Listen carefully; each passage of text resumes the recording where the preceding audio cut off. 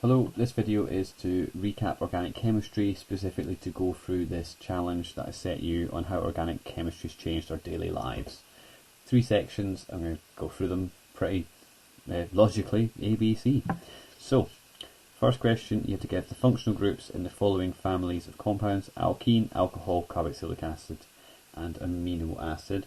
So alkene, the key bit that you had to get is a carbon-carbon double bond.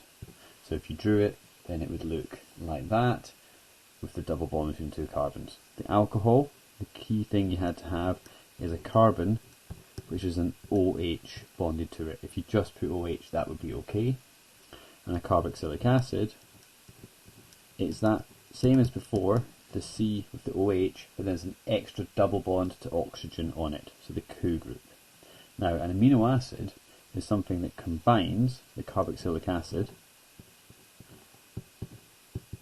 with another group, and ignore what I've put here. This bit in the middle you can also just leave as a blank thing. The key bit, amino acid, you had 1 mark if you've got the COOH in it, and a second, I'm going to give 2 for this if you have the NH2 group. So we won't really have to do any of the chemistry of it, it's just knowing that amino acids have the carboxylic acid and this part here. Okay, second question, define the terms polymer and monomer, 1 for each. A monomer is a small molecule, and these, the key bit, they react together to form, well, polymers. So, small molecules that react together to form polymers, that's what a monomer is, and a polymer, not large, but a long molecule, and it's of many repeating units, where you join these monomers and they just make a long chain that have a bunch of repetition to them. Okay, next thing you're asked to do is to give the uses of polymers, and then 3 naturally occurring examples. Well, polymers, the main and most obvious thing is that they're used as plastics.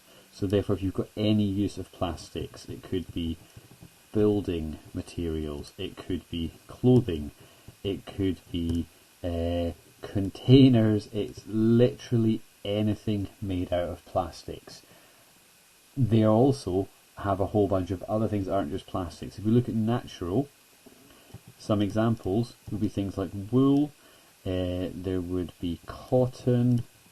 So these are the natural polymers that come from animals or from plants.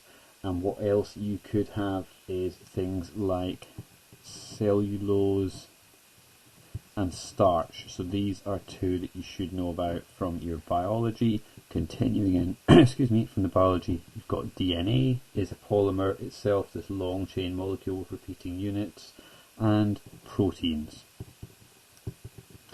So your proteins, of course, make up all sorts of parts of your body, so things like skin, hair, muscle. So there's huge amounts of things that are made from polymers, and they're massively important. Okay, going over to the next one, the monomers that are used in addition and condensation and polymerization, and then an example. So I put these together. The monomers in addition and polymerization are alkenes, and you should draw them with the double bond that we talked about for an alkene, making an H, a capital letter H shape. And it doesn't matter what we've got at these 4 points. So the easiest one would be if I just put 4 hydrogens, but you could put carbons, you could put chlorines. I'm just going to do the easiest and pick some hydrogens. And what you do is remember it's the double bond that chemistry of alkenes happens. Single bonds, not much going on, sort of, well, boring. And the whole idea, you take lots, so N, for lots of these little monomers, and you stick them together. And so what happens is you break the double bond and build link to 1 to the left and 1 to the right. And I'm going to put brackets around it, because if we were to draw the whole thing, it would go CH2, CH2, CH2, CH2, CH2, boring. We can just write little n to show us that repeating unit. So 2 marks here, 1 for getting N of the monomer, and then the second mark for having left everything else the same breaking the double bond and having it continue to the left and the right and showing the repetition. Condensation polymerization, you need alcohol and the carboxylic acid. And the most common type would be to get polyesters. Alcohol and carboxylic acid gives you an ester and a byproduct of water, which is where condensation, that formation of water. And what you've got, here's our alcohol group as we had before. I'm going to make it the simplest and easiest possible one with just one carbon in between. But we want something, if you just have one alcohol, then you don't get this long chain. You need something that's capable of making an ester at either side. So we put the two of the alcohols in.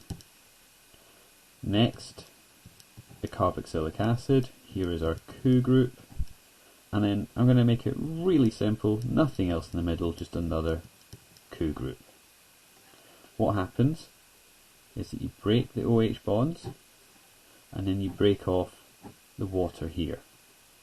So, looking at my double alcohol there, I've got everything as I had above, except rather than bonding to the hydrogen, we're going to then link it all the way over to the carboxylic acid.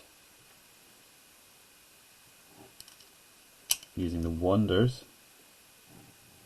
21st century technology, and a multicolour pen, that is your ester, and that will get you 1 mark for this.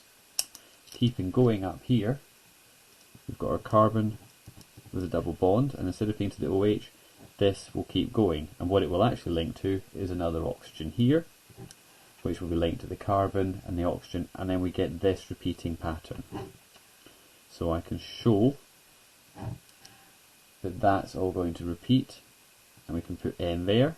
You would have N of those, and N of those, and then 2N water, because you form an ester in the middle and an ester either end. Okay, the next example, these amino acids, we looked at them earlier. They have the carboxylic acid at one end, they have this N instead of the OH at the other end, but it's able to behave just like an alcohol, and a thing in the middle. It doesn't matter what you put. And what happens? That thing in the middle stays the same. Just like above, we're going to break, so dramatic with the red pen, we're going to break the bond there, and then we're going to break off one of these so it keeps going. Now before, you would have had something that had 2 alcohols or 2 carboxylic acids. Amino acids, the clever thing is, the left hand side of one molecule can react with the right hand side of another one. So you just need one of them, and it's another NH group can come and react here, and another carboxylic acid group could react there, and so you end up with this long polymer. What's really cool about this is that in nature there are 20 different of the thing that goes in here, and your DNA is essentially the instructions that tell your body which amino acids to stick together to form proteins. So like your amino acids are kind of floating around in your blood, and the DNA is the instructions to reach out, take the amino acids and link them together to form these long molecules, where instead of just being the same thing repeating, it might go number 1, number 4, number 3, and each of the different variations makes the proteins that make you. So basically, this is the building block of life. The DNA is the instructions for how to build it, and what you're actually built of is these long polymers. So yeah, polymers are quite important.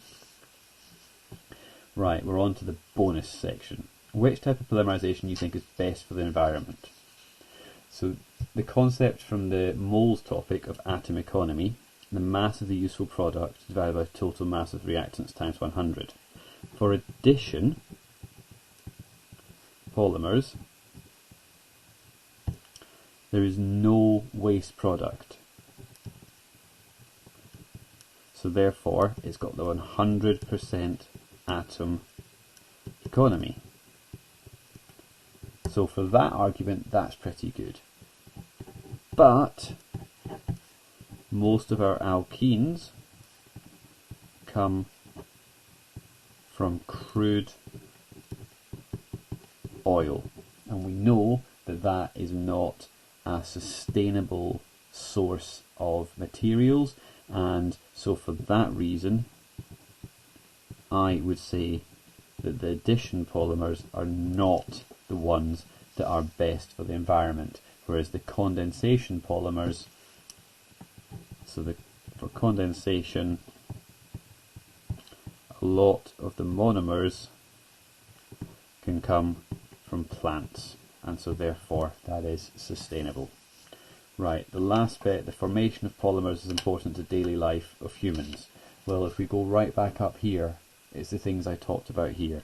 It's the idea that DNA is a polymer,